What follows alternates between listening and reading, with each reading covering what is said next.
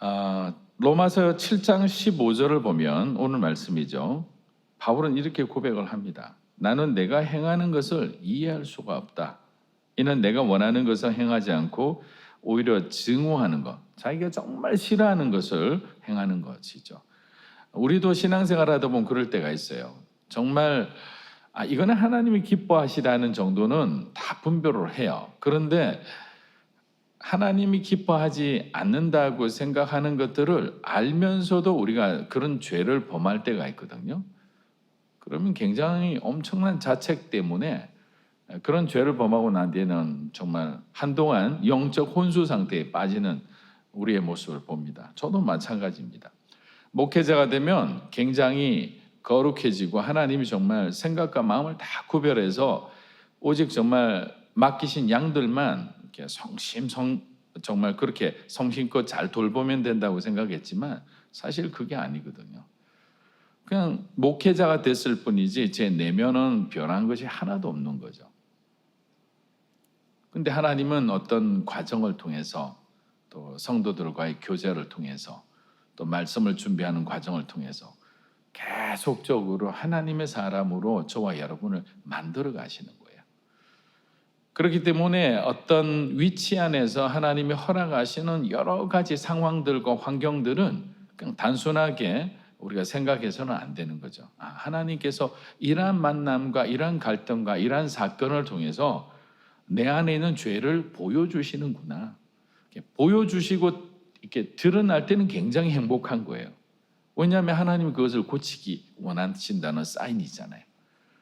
아픈 것을 들춰내야지만 그것을 수술해서 깨끗하게 할 수 있는데 숨어 있으면 나중에 그것을 뒤늦게 발견하면 그 다음에 손도 쓸 수 없는 그런 상황이 되는 거예요.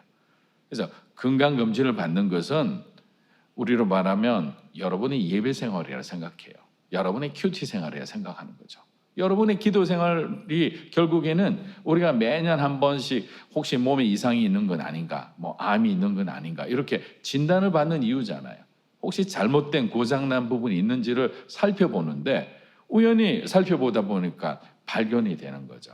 뭔가 부조화된 부분, 불균형 있는 부분. 그래서 조금 더 정밀하게 검사를 해보니까 안 좋은 병으로 이렇게 밝혀지는 거죠. 말씀도 마찬가지예요. 하나님의 말씀을 깊이 묵상하다 보면 그 말씀이 우리를 찌르는 부분이 있거든요. 깨닫게 해주시는 부분이 있거든요. 교만한 사람들에게는 그 교만을 꺾어내는 말씀을 주세요. 근데 그 말씀을 받았을 때 얼마나 견디기 힘들다고요. 그래서 그 말씀을 받은 후부터는 교만과의 싸움입니다. 참 재미있는 게요. 또 그런 말씀을 받으면 자기의 어떤 자존감이 높아져 있는 부분을 하나님께서 깨뜨리는 일들을 계속 주시는 거예요. 왜 내가 하나님 이런 대우를 받아야 되느냐고 이제 우리가 항변할 때도 있죠. 근데 결국 가만히 보면 하나님께서 그 건강의 적신호, 영적 건강의 적신호가 되는 우리의 오만한 마음들, 너무 자고하는 마음들, 하나님을 향해서 대적할 수 있는 충분한 자기를 높이는 그런 마음들을 하나님께서는 내가 이제 손대기를 원한다는 사인이잖아요. 그런데 그것을 계속 버티고 있으면 우리는 우리 자신이 알게 모르게 계속 똑같은 범죄를 범하게 되는 거죠. 갈라디아서 5장 17절을 보면 한번 읽어보겠습니다. 시작. 육체의 소욕은 성령을 거스르고 성령은 육체를 거스르나니 이 둘이 서로 대적함으로 너희가 원하는 것을 하지 못하게 하려 함이라. 자, 바울이 왜 이런 말을 했을까? 우리는 바울을 위대한 사도로 보는데 사실 위대한 사람이죠. 그만한 믿음의 사람도 없을 거예요. 그런데 여기서 바울이 핵심적으로 말하는 것은 우리 안에 두 마음이 있다는 것을 그대로 얘기하는 거예요. 육체의 마음과 성령의 마음, 이 두 마음이 그대로 있어서 이 마음이 계속적으로 싸우는 거예요.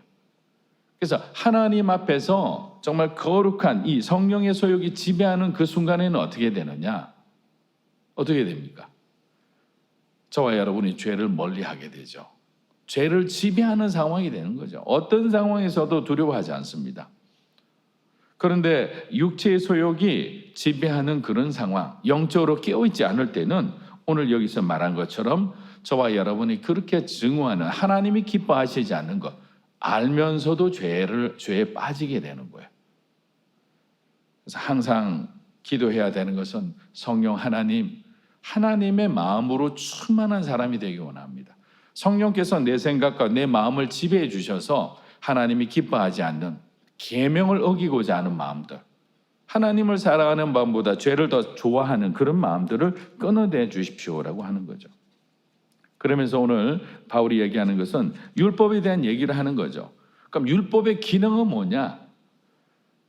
율법의 기능은 크게 두 가지잖아요. 하나는 우리를 죄 가운데 가두어 놓는 역할이에요. 만약에 율법이 없으면 우리가 죄라는 것을 인정할 수 없죠. 왜? 기준이 없기 때문에. 그래서 이스라엘 백성들에게 죄가 되는 기준을 주신 게 바로 율법이에요. 오늘 바울이 얘기한 것처럼 율법이 없을 때는 죄는 죽어 있었다고 그러잖아요. 그런데 율법이 딱 오니까 그 기준이 생기니까 그 기준에 합당하지 못한 사람들은 죄인이 되어버리는 거죠.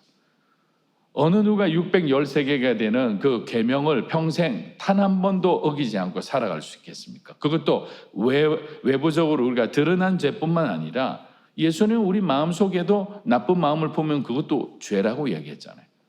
내면의 죄는 보이지 않는 거예요. 제가 여러분들 앞에서 죄 짓는 거 보이지 않지만 제 마음으로 죄 짓는 거 여러분이 알지 못하죠. 하나님하고 저만 알죠.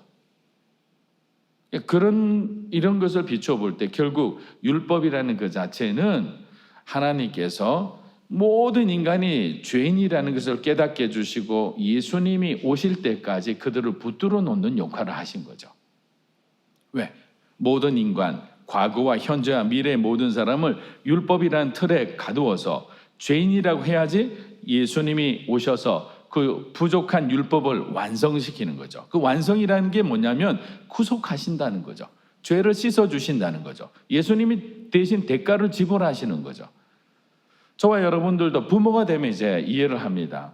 자녀들이 뭔가 잘못을 하잖아요. 그러면 그 자녀들이 정말 사형수가 된 그 어머니가 이제 경북에 있는 어떤 그 감옥수가 있잖아요. 거기는 들어가면 뭐 20년 이상 중재인들만 가는 곳이에요. 그 옆에다가 조그만 방을 얻어놓고 자기 아들 옥바러지를 하잖아요.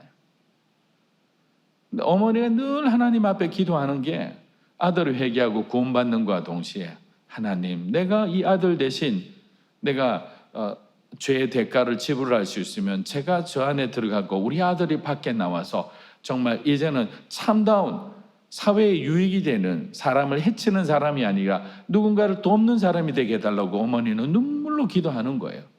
그거와 마찬가지로 주님이 우리에게 주시는 마음이라 생각해요. 우리가 죄 가운데 있을 때 이제 그 죄를 끊어내고 참다운 빛과 소금처럼 정말 하나님의 사랑을 전하는 사람, 은혜와 축복의 통로가 되는 사람을 살기를 원하는 거죠. 근데 바울은 오늘 너무나 솔직하게 얘기를 하고 있는 거예요. 우리 안에는 아니죠. 자기 자신 안에는 그런 정말 부끄러운 더러운 죄하고의 싸움이 날마다 계속된다는 거죠.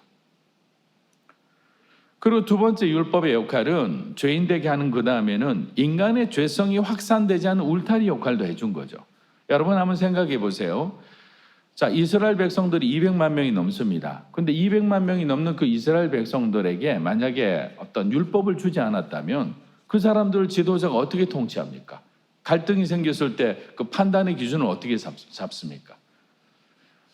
완벽한 법은 아니지만 하나님께서는 이 백성들을 다스릴 수 있는 법이 필요했던 거죠. 생활 법률들이 필요했던 거예요. 그래서 울타리 밖에서 더 이상 넘치지 않을 정도로 딱 우리에게 주셔서 가두어 놓은 거죠. 하나님께서는 저와 여러분의 삶을 또 우리 안에 있는 연약함을 너무나 잘 아시는 거예요. 그래서 바울의 고백이 우리에게 더 이렇게 깊이 전달되는 거죠. 하나님 아버지, 내 속에 정말 내 죄성을 바라보면서 낭만을 할 때가 한두 번이 아닙니다.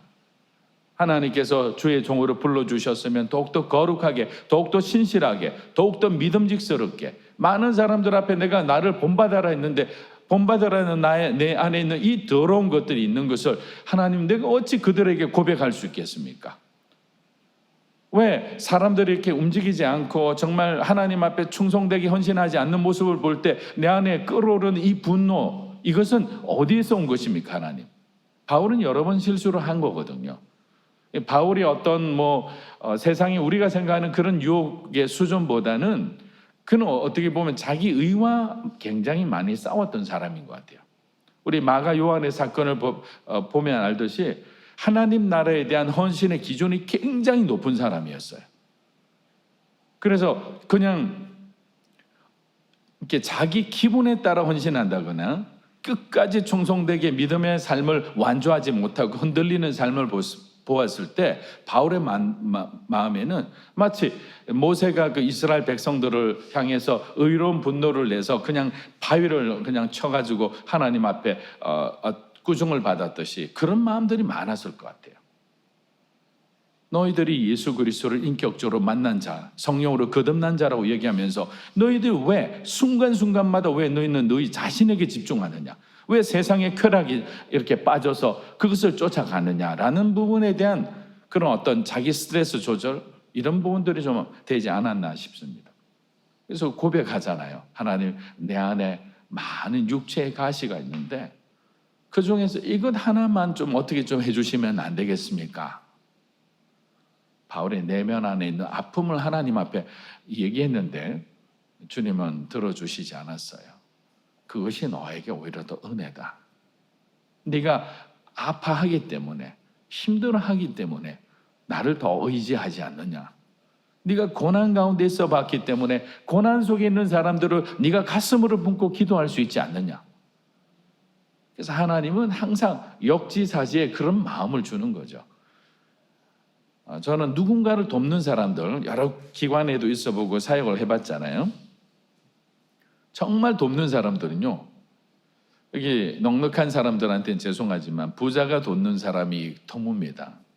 10명 중에 7, 8명은 정말 가난한 사람이나 넉넉하지 않은 사람들이 하나님 앞에 과부의 두루랩돈처럼 그렇게 이렇게 헌금하고 헌신하는 사람들이에요.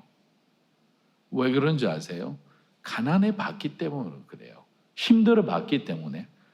그렇게 어려운 시간에 그 막막함, 앞으로 미래에 대한 두려움, 자녀들은 커가는데 그 자녀들을 어떻게 키울까에 대한 그 부모로서의 책임감, 이런 아픔들의 시간들을 겪어봤기 때문에 그 사람이 힘들어한다 하면 내 주머니에서 뭐라도 나가는 거예요. 아니면 몸이라도 가서 그 옆에 가서 위로를 해주거나 함께 기도해 주거나 하는 거죠. 그렇기 때문에 우리가 성장하는 과정에 하나님이 주시는 그런 고난과 고통은 마치 요셉이 형통으로 가는 과정처럼 우리에게는 유익이 되는 거예요. 바울은 그러한 연약함 가운데서도 우리가 이길 수 있는 것은 위대하신 주님을 의지하며 살아가는 것이라고 우리가 이야기하는 거예요. 자, 로마서 7장 22절에서 24절 한번 읽어보겠습니다. 시작. 내가 속사람으로는 하나님의 법을 즐거워하지만 내 지체 안에서 법이 내 마음의 법과 싸워 나를 내 지체 안에 있는 죄의 법의 포로로 잡아가는 것을 봅니다. 아, 나는 비참한 사람입니다. 이 사망의 몸에서 누가 나를 구해내겠습니까? 여기서 비참한 사람이다 할 때 비참하다는 이 뜻은 우리가 전쟁 용어로 쓸 때 열심히 전투를 해요. 이기려고. 근데 싸우다가 이제 지쳐서 도저히 정말 내가 어떤 칼이나 창을 들 힘도 없을 만큼 기진맥진해가 쓰러져 있는 상황에서 적에 의해 포로가 된 상태. 싸우지 않은 거 아니에요. 이 죄와의 싸움이 이렇게 치열하고 굉장히 힘이 든다는 거예요. 나름대로 최선을 다했지만 결국 죄에 무릎 꿇을 수밖에 없는 인간의 연약함을 이 비참하다는 단어에 바울이 표현한 겁니다. 그리고 얘기하잖아요. 사망의 몸에서. 난 거룩하지 않는 거죠. 나는 죄인인 거죠. 죄의 싹은 뭐라고 그랬죠? 사망이잖아요. 나는 결국 죽을 수밖에 없는 그런 불쌍한 영혼인데 누가 나를 구해내겠습니까? 라고 얘기하면서 바울은 결국에는 누구한테 얘기를 합니까? 7장 25절 한번 읽어보겠습니다. 시작. 우리 주 예수 그리스도로 인해 하나님께 감사를 드립니다. 그러므로 나 자신은 마음으로는 하나님의 법을 육신으로는 죄의 법을 섬기고 있습니다. 오늘 이 장면은 로마서에서 가장 중요하고 논란이 있는 장면이에요. 왜냐하면 바울의 어떤 이 고백이 바울이 예수님을 믿기 전에 어떤 고백이다라는 말도 있고, 아니면 바울이 제3자를 객관화시켜서 얘기했다는 말도 있어요. 근데 아니에요. 저와 여러분을 보면 바울의 고백은 지금 3차 전도여행을 마치고 로마서를 쓰는 이 순간에도 그는 하나님을 바라보고 삼청천의 하늘의 그 계시를 천국을 경험한 바울 역시도 인간의 모습으로 있을 때, 성령 안에서 정말 충만하지 않았을 때는 자기 자신이 얼마나 약한지를 하나님 앞에 인간 선언을 하고 있는 거죠. 많은 사람에게, 로마에 있는 교인들뿐만 아니라 이 책이 얼마나 많은 사람에게 회자되고 돌려보겠습니까? 이 편지 자체가. 그런데도 바울은 자기의 약함을 부끄러움 없이 드러내는 거죠. 고백하는 거죠. 루스트라에서 그들은 인간 선언을 했습니다. 바울과 바나바는 두 번째 인간 선언이라 생각하는 거죠. 하나님, 나는 죄인입니다. 나는 거룩한 사람이 아닙니다. 저 사람들이 내가 뭔가 이렇게 움직일 때마다 놀라운 일들, 기적과 같은 일들이 일어나는 거 보고 위대한 사람이라고 추앙하지만 하나님께서는 아시지 않습니까? 내 안에 얼마나 더럽고 정말 세상적인 것들이 스물스물 언제든지 정말 튀어나올 수 있는 그런 연약한 죄인임을. 그래서 우리에게는 그리스도가 필요합니다. 예수가 필요합니다. 예수의 능력과 은혜가 필요합니다. 주님의 은혜가 없으면 단 하루라도 우리는 똑바로 살아갈 수 없는 그런 죄인입니다. 하나님, 우리를 긍휼히 여겨주십시오. 하나님, 우리를 도와주십시오. 이제는 예수 안에서 주시는 그 생명의 길을 걸어가고 싶습니다. 진리의 삶을 살기 원합니다. 하나님 주신 꿈과 비전을 위해서 우리가 나아가기 원합니다. 복음의 증인이 되기 원합니다. 이렇게 고백하며 하나님을 향해 나아갈 때 저와 여러분을 하나님께서는 귀하게 쓰시리라 믿습니다. 말씀이 합당하게, 복음에 합당하게, 은혜 받은 자로 합당한 삶을 살아가는 저와 여러분이 되시기를 주의 이름으로 축복합니다. 아멘.